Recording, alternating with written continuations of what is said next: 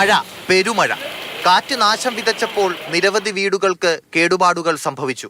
വഴിയോരങ്ങളിൽ മരങ്ങൾ കടപുഴകി, വൈദ്യുതി പോസ്റ്റുകൾ തകർന്നു. തിരുവനന്തപുരത്ത് പോങ്ങുമൂട് നിന്നുള്ള ദൃശ്യങ്ങളാണ് നമ്മൾ കാണുന്നത്. ഇവിടെ ഈ ഭാഗത്ത് ഒരു ഫ്രൂട്ട്സ് ഒക്കെ വിൽക്കുന്ന, പഴവർഗ്ഗങ്ങൾ വിൽക്കുന്ന ഒരു വണ്ടി ഉണ്ടായിരുന്നു. അതിന്റെ മേലെ കൂടെയാണ് മരച്ചില്ല ഒടിഞ്ഞു വീണത്. 8:30-ക്കാണ് സംഭവിച്ചത്. അത് മരം കമ്പിയിൽ വീണു.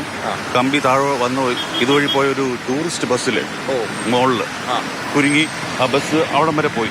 അന്തിയൂർക്കോണം പാച്ചിറ വാർഡിൽ അസന്റെ വീട്ടിലേക്ക് മരം വീണു. അടുക്കള ഭാഗം പൂർണ്ണമായും തകർന്നു. അന്തിയൂർക്കോണം ഭാഗത്തെ പാച്ചിറ എന്ന് പറയുന്ന വാർഡിലാണ് ഞാനുള്ളത്. ഇവിടെ ചേട്ടാ, ഇത് എപ്പോഴാണ് ഇത് സംഭവിച്ചത്?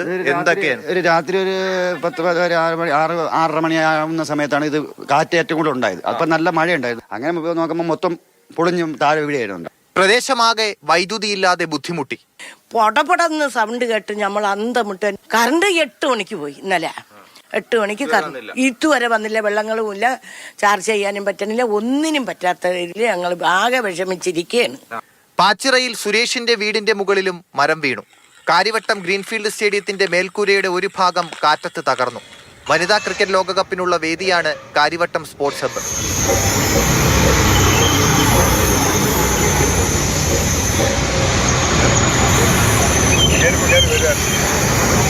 തിരുവനന്തപുരം പ്രസ് ക്ലബിന് മുകളിൽ മരം വീണ് ഗതാഗതം തടസ്സപ്പെട്ടു.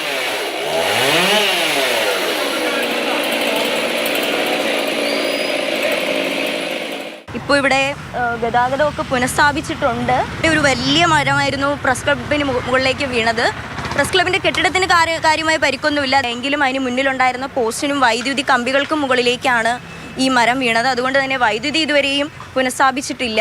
നെയ്യാറ്റിൻകരയിൽ താഴ്ന്ന പ്രദേശങ്ങളിൽ വെള്ളം കയറി. പലയിടത്തും ശക്തമായ കാറ്റിൽ മരം കടപുഴകി വീണു. മലയോരത്തൊരു പ്രശ്നം എന്ന് പറയുമ്പോൾ കൂട്ടത്തോടെ മരങ്ങൾ വീഴുന്ന അവസ്ഥയുണ്ടായിരുന്നു. മാത്രമല്ല ഈ മലയോര മേഖലയിലേക്ക് യാത്ര ചെയ്യുന്നവർ, അതോടൊപ്പം തന്നെ ഈ പുഴയിലിറങ്ങി കുളിക്കുന്ന ആളുകളൊക്കെ ജാഗ്രത പാലിക്കണം, അതിൻ്റെ തീരപ്രദേശങ്ങളിലുള്ളവർ ജാഗ്രത പാലിക്കണമെന്ന നിർദ്ദേശമൊക്കെ വന്നിരുന്നു. പക്ഷേ നമ്മളിപ്പോൾ ഇവിടെ വന്നപ്പോൾ കണ്ട കാഴ്ച എന്ന് പറയുന്നത് ഈ കാണുന്ന ഇതുപോലെ നിറഞ്ഞ് കവിഞ്ഞിങ്ങനെ ഒഴുകുകയാണ് അരുവിപ്പുറം. ഇത് നെയ്യാറാണ് ഈ ഒഴുകുന്നത്. നല്ല ഒഴുക്കുണ്ട്. ഇപ്പോൾ കുത്തൊഴുക്കുള്ള സ്ഥലത്താണ് കുറച്ച് കുട്ടികൾ, ഒരുപക്ഷെ ഇവിടെ നല്ല പരിചയമുള്ള ആളുകളൊക്കെ ആയിരിക്കാം. പക്ഷേ എത്ര പരിചയമുണ്ടെന്ന് പറഞ്ഞാൽ പോലും ഈ ഒഴുക്കിനെയൊക്കെ, വെള്ളമാണ്, അതിശക്തമായ ഒഴുക്കുണ്ടായിട്ടുണ്ടെങ്കിൽ അതിനെയൊക്കെ മറികടക്കാൻ പറ്റുമോ? വെമ്പായം മഞ്ചാടിമൂട്ടിൽ കിടപ്പുരോഗിയായ കുട്ടപ്പൻ നായുടെ വീടിനു മുകളിലേക്ക് മരം വീണു. ഓടുപാകിയ മേൽക്കൂര തകർന്നു. വെങ്ങാനൂരിൽ കാർപോർച്ച് ഇടിഞ്ഞ് കാറ് കുഴിയിലേക്ക് വീണു. നീലകേശിക്ക് സമീപം RD ശ്രീകുമാറിന്റെ വീട്ടിലാണ് സംഭവം. വീട്ടിലെ ടോയ്ലറ്റ് കുഴിയുടെ മുകളിലാണ് കാർപോർച്ച് നിർമ്മിച്ചിരുന്നത്. ഇതിനു മുകളിൽ പാർക്ക് ചെയ്തിരുന്ന കാറാണ് പകുതിയോളം കുഴിയിലേക്ക് മറിഞ്ഞത്. മഴ കനത്തതോടെ ഡാമുകളിൽ ജലനിരപ്പ് ഉയർന്നു. അരുവിക്കര ഡാമിന്റെ 5 ഷട്ടറുകൾ തുറന്നിട്ടുണ്ട്. കാലവർഷം എത്തുന്നതേയുള്ളൂ. അതിശക്തമായ മഴയെന്നാണ് കാലാവസ്ഥാ നിരീക്ഷണ കേന്ദ്രത്തിന്റെ പ്രവചനം. സുധീഷ് തിരുവല്ലയ്ക്കൊപ്പം TS ഹരീഷ്ണ, മാതൃഭൂമി ന്യൂസ്, തിരുവനന്തപുരം.